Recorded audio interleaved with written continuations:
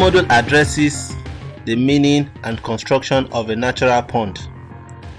The natural pond is regarded as natural because it is shaped into the earth, allowing water, most likely from a natural source, to fill it up. The earthen pond. This type of pond is constructed by digging the earth. In locating an earthen pond, you have to be sure of the availability of water. Water most likely to be from stream, lake, river, or water from the swamp. An earthen pond dug in the swamp without having runoff water close by will likely produce water on its own, just like a well. Also, in locating an earthen pond, land with gentle slope is required, and probably with a layout that takes the advantage of an existing land contour. This is because you will pave way for your runoff water into the pond and also out of the pond, thereby making the pond water always fresh and operating as a flow-through system.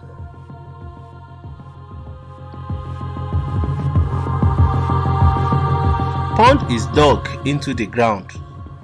Bottom should be well packed during construction to prevent erosion and seepage. Soil should contain a minimum of 25% clay. Rocks, grass, branches, and other unwanted objects should be eliminated from the dikes.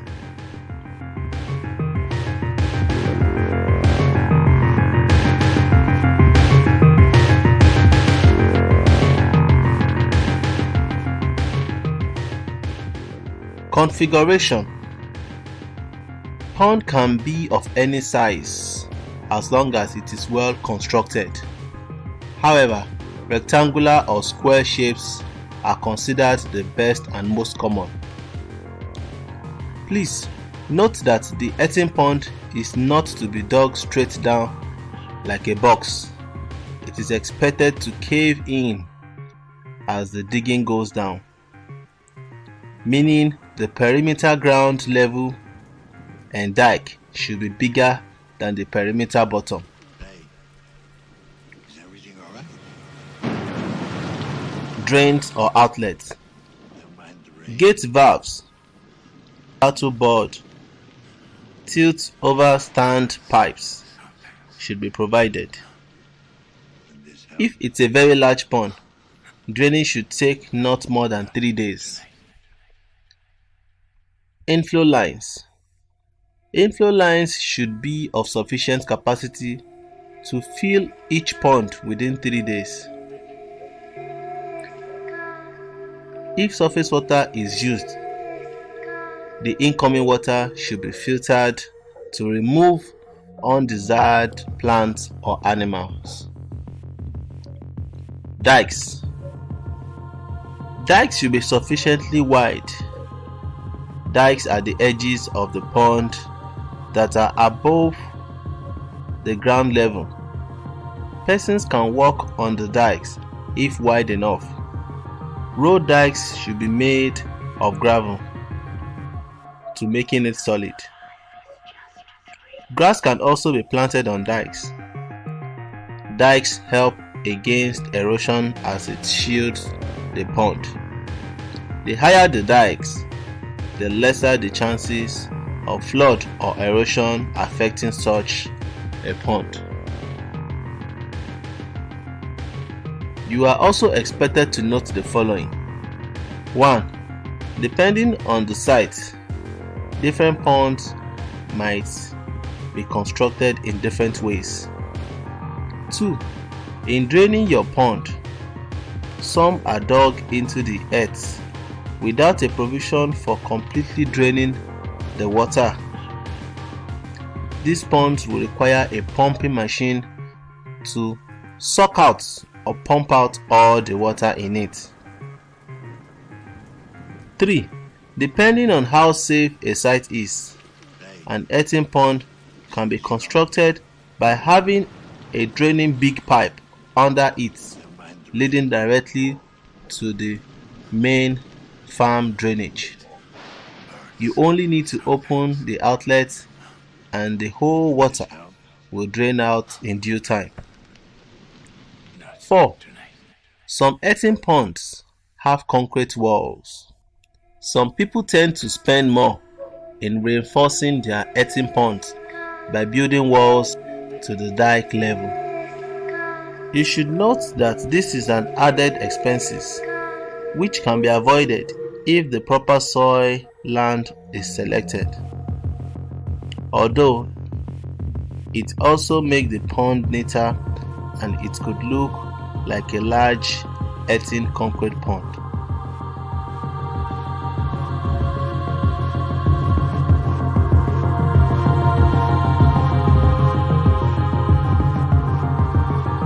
Five, some ponds are also filled with sandbags from the bottom to the dike level to make them look neater and help the soil to hold firm. Many sites with so much sandy soil can adopt this method, although there are farmers who prefer to bag all ponds, whether soil is sandy or not.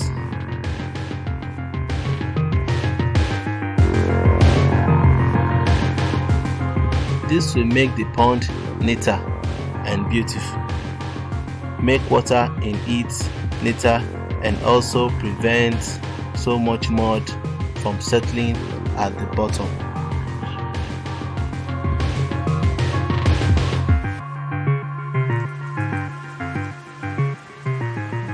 In summary, an earthen pond can be constructed in many ways. Whether it is dug by people used as labor or dug by the use of an excavator machine, the simple steps are: 1. Clearing the site. 2. Pegging the lining with ropes to map out the size of the pond. 3. Making out the points of inlet and outlet. 4. Topsoil removal to be stored at the edges to form dikes. 5. Construction of inlet drainage pipes and controlling how water gets into the pond. 6. Construction of screen at both inlets and outlets. 7. If you wish to bag it up, set the bags in it after digging. Kindly do these activities with the presence or advice of a professional and an experienced consultant. Information can never be too much. You must seek for assistance as you invest your money to making more money.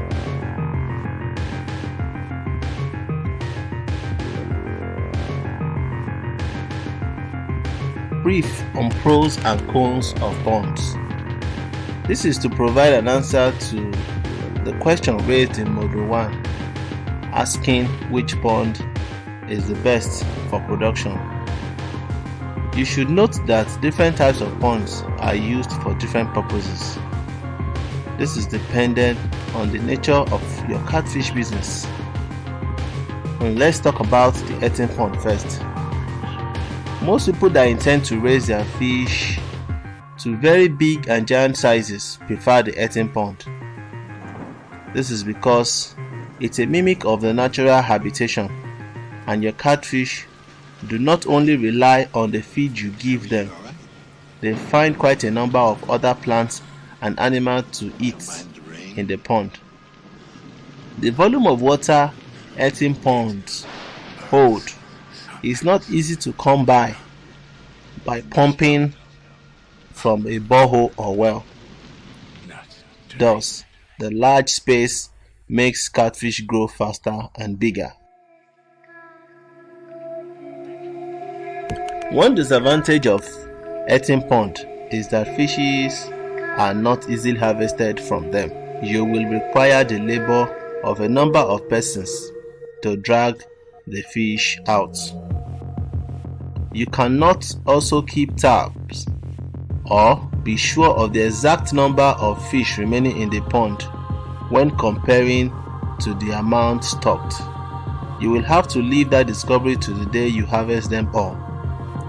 You can only judge the number and volume by the response during feeding periods. The artificial pond. The artificial ponds are easier in managing small fishes. Many of these ponds are easy to locate anywhere, and many of them are easy to relocate. You could simply pick the back of your house to start the business and set up your pond there.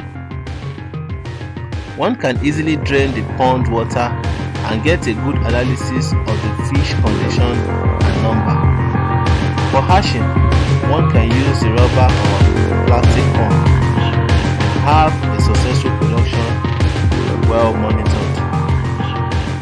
Water pumped into these type of ponds can be so clean and clear that you see through to the bottom of the pond.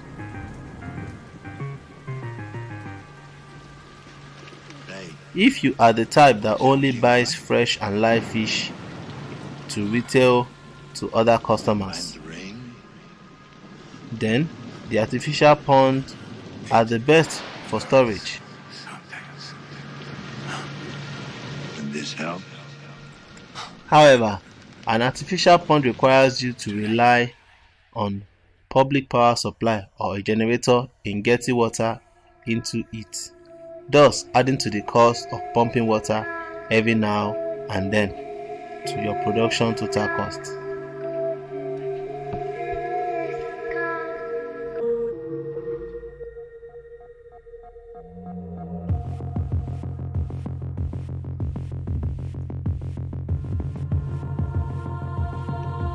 Fishes raised in them rely solely on the feed given to them and may not grow as large as those in the natural pond. The water in this type of ponds also gets turbid very quickly. Some farmers change water almost every 3 to 5 days. Thus, in talking about the best type of pond to construct to starting your business, it is important first to decide on what production plan you wish to run. As you talk to your consultant, you will be clear on what type of pond to use in order for you to handle the management well and successfully run productions to the end. We have come to the end of this video, and I believe by now you have added to what you know about ponds, and also you can make the right choice of pond in running a fish farming business. In the next video, we shall be learning about how ponds are being prepared before fish are stocked in them.